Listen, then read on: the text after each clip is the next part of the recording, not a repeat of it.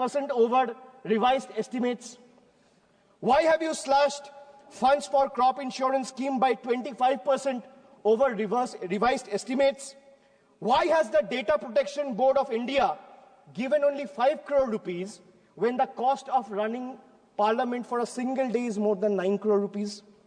Why has the budget allocation for minority affairs have been slashed by 57%, decreasing significantly from 1,575 crores in 24-25 to 678 crores in 25-26.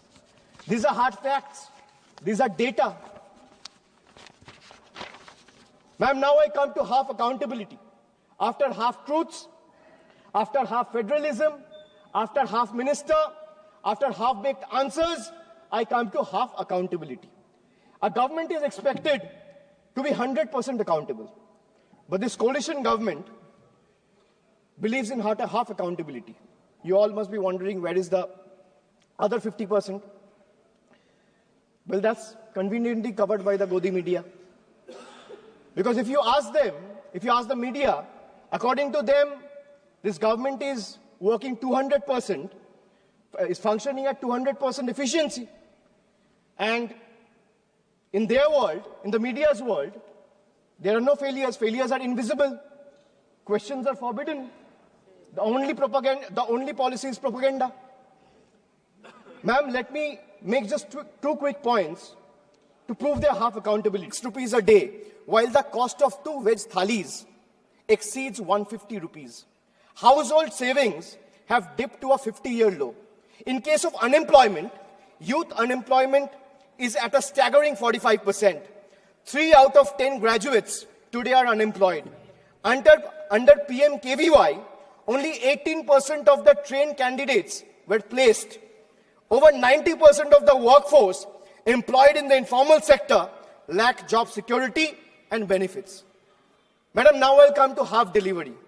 Now let me present before you a few examples of half delivered services. Time and again, this government has misled the people, making tall claims, but has failed to deliver where it truly matters. I'll start with Beti Bachao, Beti Padhao.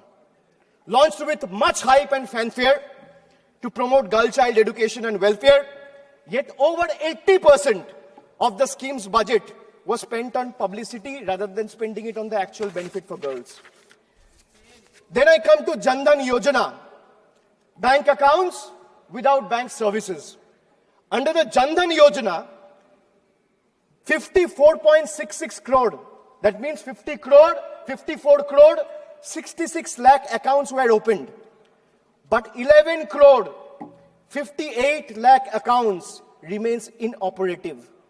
And out of this 54 crore accounts, 33 crore, 67 lakh accounts have balance less than 1,000 rupees.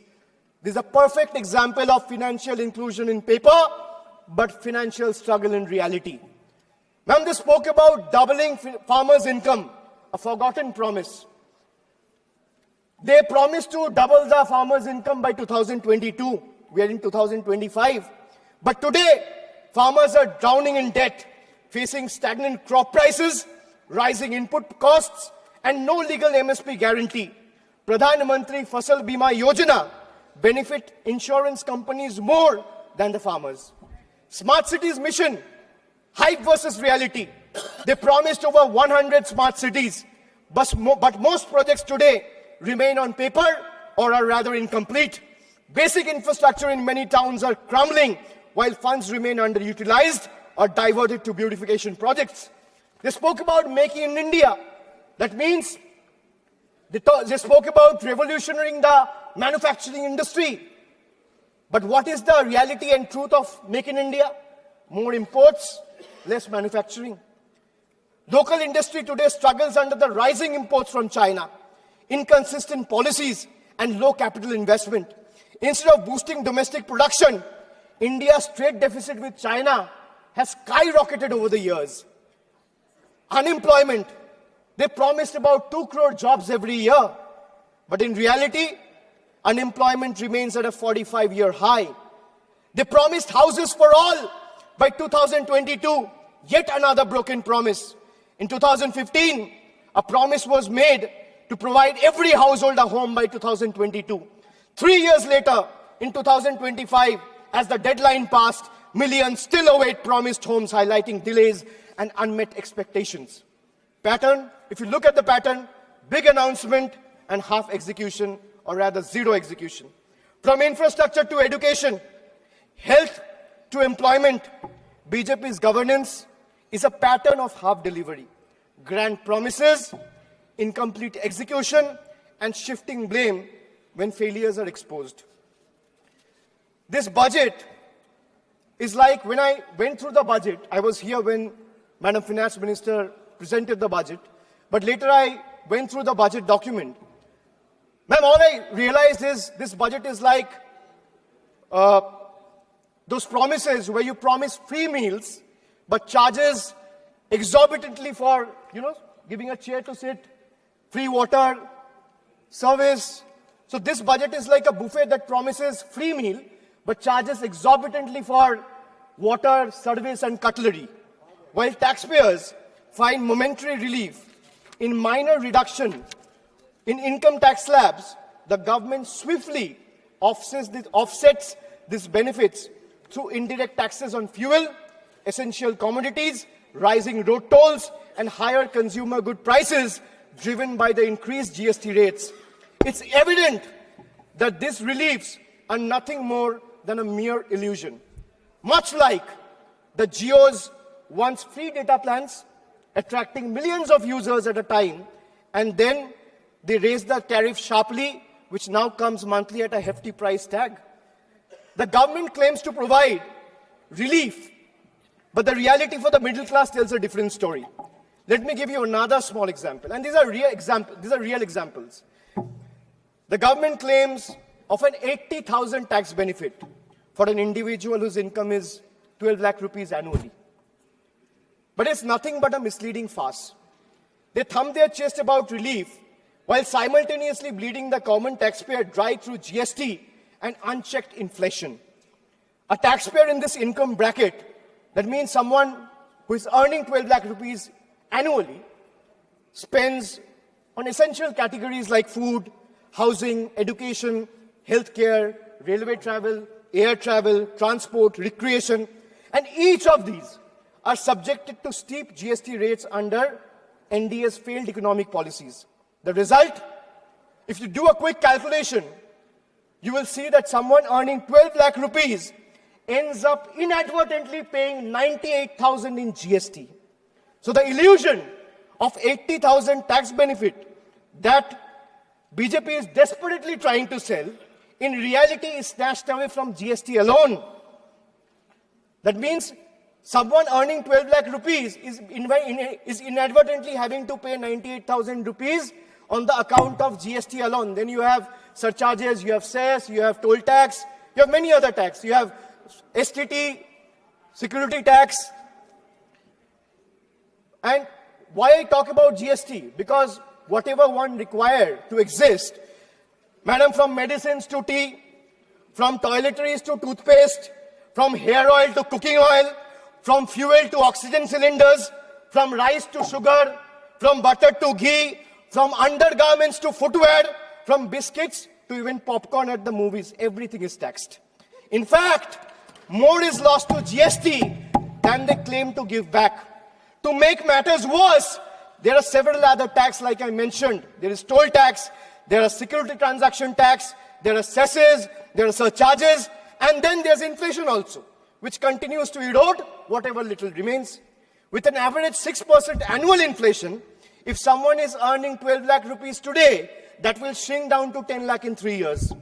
The only thing that is not taxed, or is rather untouched, is BJP's list of misleading promises and their sheer incompetence. That's only untaxed. The budget remains completely failure, and the budget also reminds me from a scene from a popular movie of Three Idiots. All of us have seen the movie. It went very popular, and throughout caste, creed, and religion, everyone loved the movie. So, ma'am, the budget reminds me of the movie Three Idiots, where Amir Khan's character, Rancho, exposes the education system's obsession with rote learning over genuine understanding. Similarly, today's government reminds me of the deceptive college director virus. And the role of virus was played by, I'm not talking about the viruses present here. I'm talking about the college director virus whose role was played by Boman Irani. So the college director virus, what he used to do? He used to offer flashy numbers, grand schemes that prioritized ranking over real progress. Much like virus, the focus seems to be on the surface level over real achievements, presenting a polished image rather than addressing the true needs of the people. Or if we take a page from the history, the British during the colonial rule, they promised reforms while continuing to exploit India's resources. BJP's budget follows the same playbook, advertising tax relief while ensuring the burden is transferred through hidden economic policies that favor big corporations and the elite, leaving small businesses and working class struggling. Madam, the budget presented over the last 1 decade perfectly sums up India and the BJP's version of Achhe Din, reflecting not just their grand narrative, but also the harsh reality of common people's struggle under the NDA's rule and regime. If I'm a citizen of India, I have to pay tax on the money I earn. If I'm a citizen of India, I have to pay tax on the money I spend. I'm a citizen of India, I have to pay tax on the things I buy. I have to pay tax on the things I sell. And moreover, pay tax on things that are already taxed, bought with money that is already taxed. Correct. Just imagine, you earn, you pay tax. You spend, you pay tax. You buy, you pay tax. You sell, you pay tax. And then you pay tax on things those are already taxed from the money that is already taxed. This sums up the budget completely. The people of India have woken up and they will no longer be misled by these empty promises and false claims. The government must pay attention to the aspirations of 140 crore citizens. If they don't, they should brace themselves. What started as a teaser in June 2024 will soon become a full-blown blockbuster. After all, the saying goes, never underestimate the power of the common man. And they are all, every Indian who's watching this, who has seen the budget, who has voted in 24 and is going to vote again, exercise their franchise, they are far better scriptwriters than the BJP members of this house. India now sees the truth clearly. BJP stands for Bhashan, Jumla and Propaganda, where speeches replaces real action. And NDA stands for, well, no prize for guessing, not delivering anything. Thank you, Madam. Jai Hind. माननीय सदस्य member Shri Prasad Rao ji.